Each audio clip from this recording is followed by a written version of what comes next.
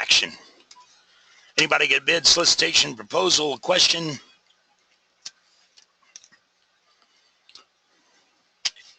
John, I sent you a capability statement that I'd like you to take a look at. Excellent. And what email did you send it from? It's going to be agreen@boxlogistics.com. There it is. Currently, I know there's a couple things I need to add, images for the SAM, D&D, and then also the last one I don't know the name of.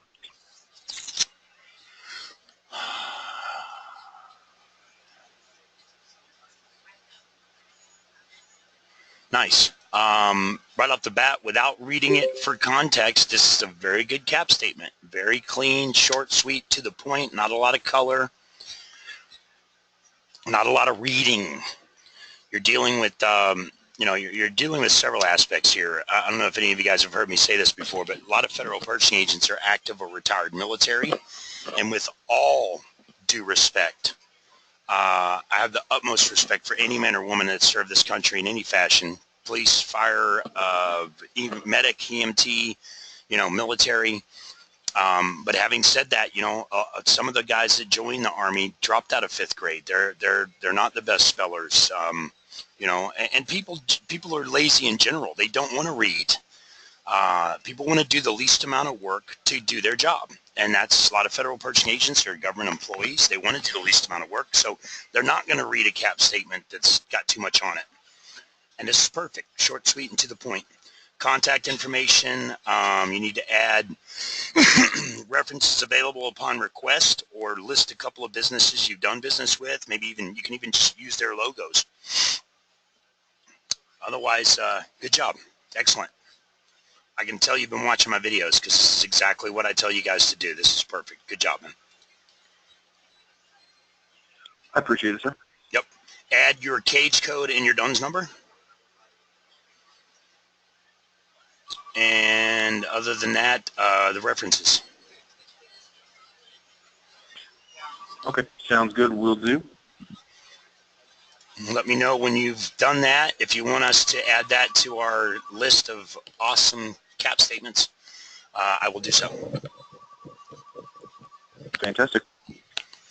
Anybody else got a question, bid, solicitation, proposal, anything to work on? Any questions? Well, John, I got another one. Oh, no, let him go ahead. I sent you a message in the chat. Ready?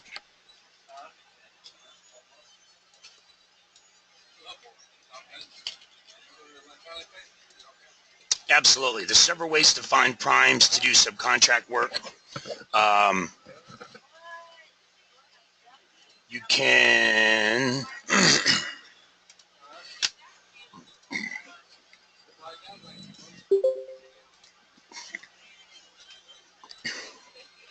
whenever you're working in FBO,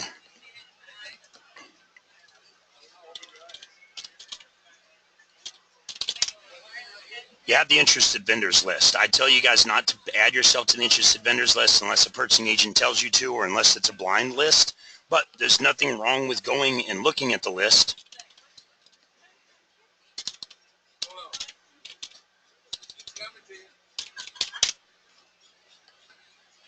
And what I call data mining, or looking for names and phone numbers and emails of primes that you can market yourself to. So for example, as soon as this thing loads, come on now. There we go. Just going to pick one. Grounds maintenance has been awarded already, so it's not going to have an interested vendors list. Well, actually, let me show you that because it's been awarded. Why not call these guys and offer to do work for them as a subcontractor? It's only a $48,000 contract, but chances are if they got one government contract, they probably had multiple government contracts.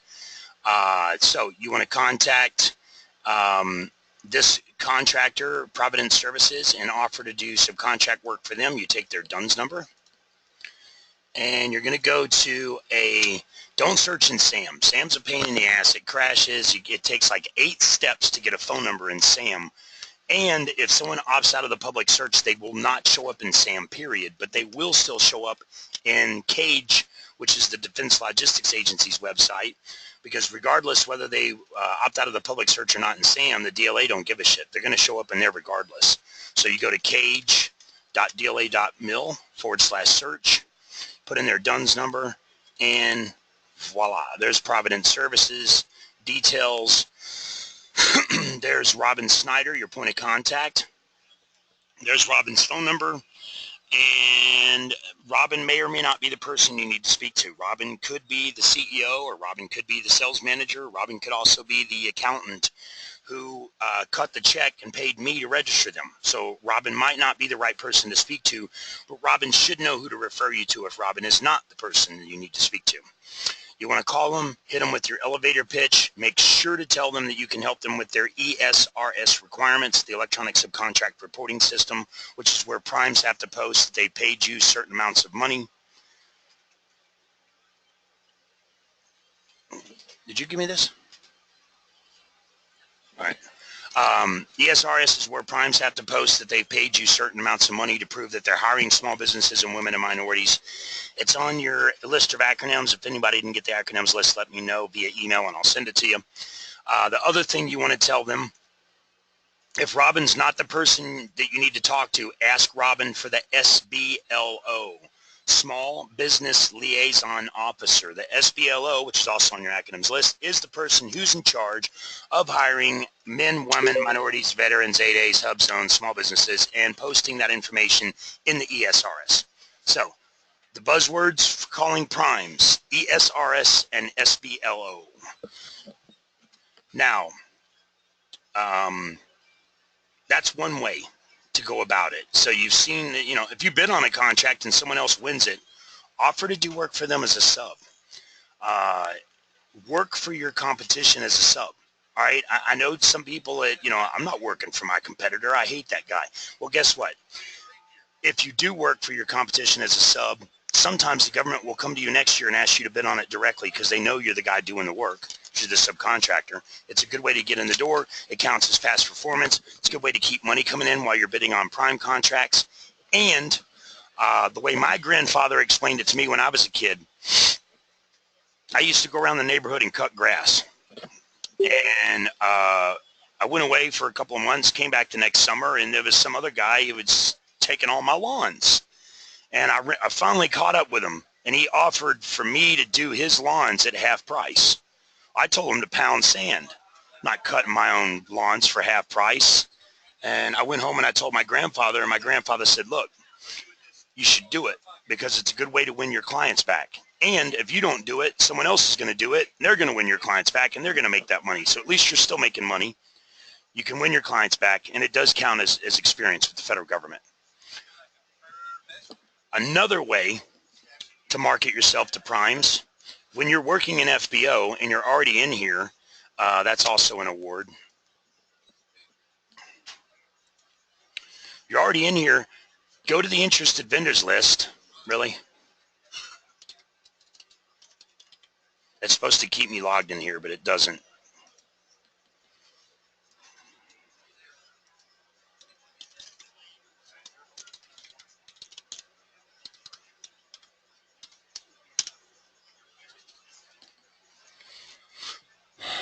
When you're working on a solicitation and you're already in here, go to the interested vendors list and copy everyone off the interested vendors list. Some of these people are companies that you could legitimately do subcontract work for. Some of them are not. The way to determine the difference after you've copied them is the first thing you want to look for is if they don't have a business type or NAICS codes. More than likely they're not a vendor. More than likely they're using this system to market themselves, like Marvin Heyman. You will see him on almost every interested vendors list. He's a proposal writer. He provides proposal writing services. Reason why he doesn't have types and NAICS codes listed in here is because this is not the way you're supposed to use this system. And that they delete his file in here every now and then, and he has to create a new file. So he'll never register under his DUNS number, which means they'll never pull his NAICS codes and his business types out of SAM to update this. If you guys need someone to write a proposal for you, let me know. I write proposals. I'll give you a quote. Marvin, I used to refer everybody to Marvin until he wrote a proposal for one of my clients and forgot to include the bid bond. And my client lost construction of a nuclear power plant, which is billions and billions of dollars worth of contract that they lost because he forgot to include the bid bond. So if you need someone to write a proposal, come to me first. Paperio, I've never heard of them, but they're using names that start with A, so they come up number one on the list, and they got blank fields. Now, if I'm not sure whether I need to waste my time with this guys or not, simply copy their domain and search it in Google.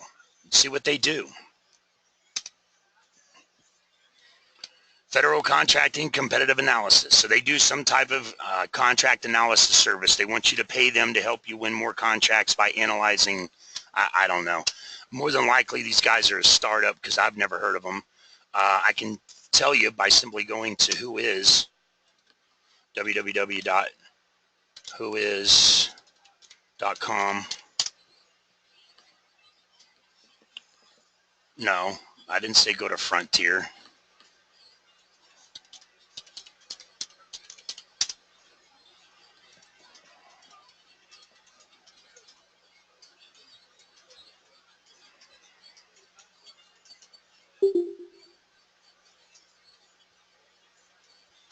That's weird.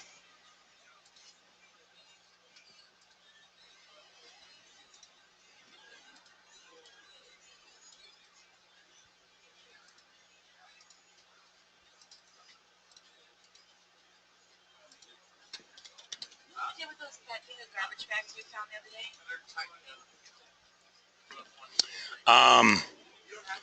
Yep. It was created in 2015, October 2015. So they haven't been around too long. It is a private domain, so they don't want you to know how to find them. You can't go knock on their door because, I don't know. Anyway, you obviously don't want to waste your time calling them because they're not going to hire you as a subcontractor because they're not actually bidding on the contract. They're selling a service. But the Plato Group site and sells his construction quality managers, so construction site superintendents, they're not likely to be bidding either. They're on here because these guys are on here because they want to know who it's awarded to see if they can sell products or services to them. These guys might be bidding. They might be bidding. So proposal management and development, they're not bidding. Do It Construction, they're probably bidding. So any of these guys could hire you as a subcontractor. And the beauty about getting information from FBO is everything's right there. You got your point of contact, your phone number, website, email, everything. And you can go to their domain and do a little bit of, do a little bit of research on them before you call them.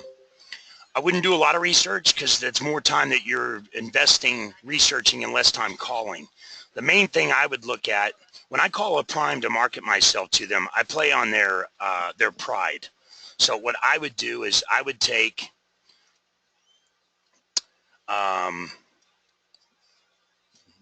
their information, and you can actually search by phone number, but let's do search inquiry, search and inquiry, company name,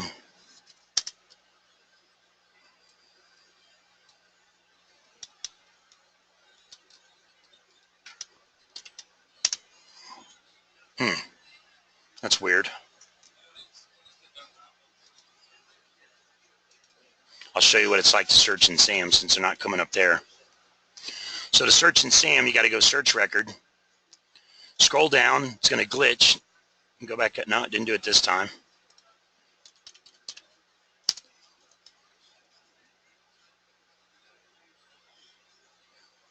Oh, you know what I bet's going on? All right, they're not showing up in SAM because they've opted out of the public search. I guarantee you 10 to 1, they just revamped. This used to be called Binks. They revamped it and it's called Cage now. The reason why they're doing that is because they're migrating all these systems into SAM. I bet you they set this new system up to search SAM and they opted out of the public search, so you're not going to find them at all. That's crazy. What I would do is see what contracts they've won by going to fpds.gov, or you can search them in your AFPDS if you're a client. So they've got 6 contracts. Most recently awarded was last year. So I'll double check that in USA spending.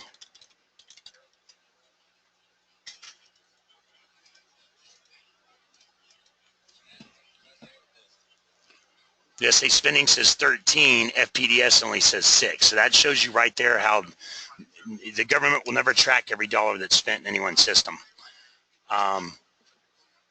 Most recently awarded, couple $6 million there, $5 million there.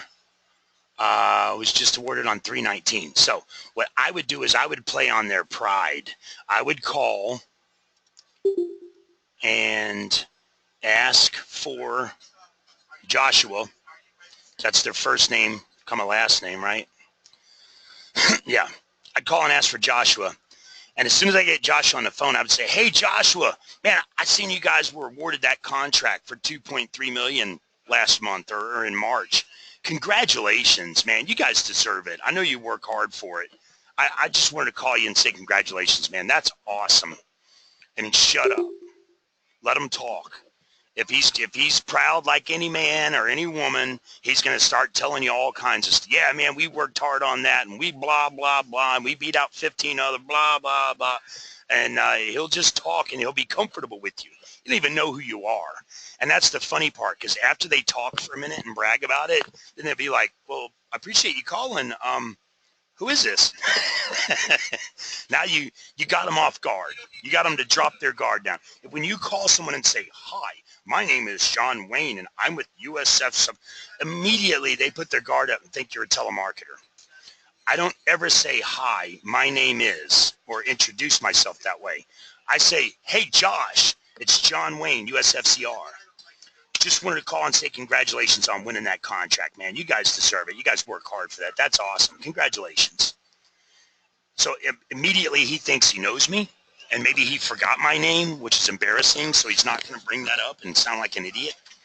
He's going to talk a little bit about the contract, and then he's going to say, so who is this again?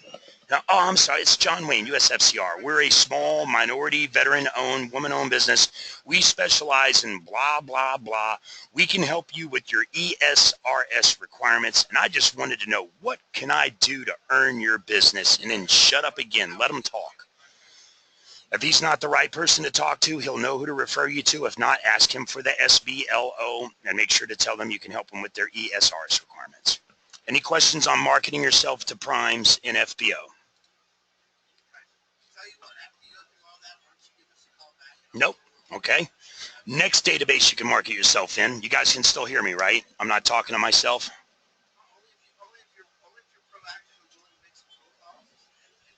We can hear you. Excellent. We can hear you. Awesome. Next database to market yourself to primes is the Federal Procurement Data System I was just showing you. fpds.gov. fpds.gov. Federal Procurement Data System tracks the set-asides. Set-asides are contracts that are set aside for women, minorities, veterans, 8As, hub zones, service-disabled veterans, small businesses, etc.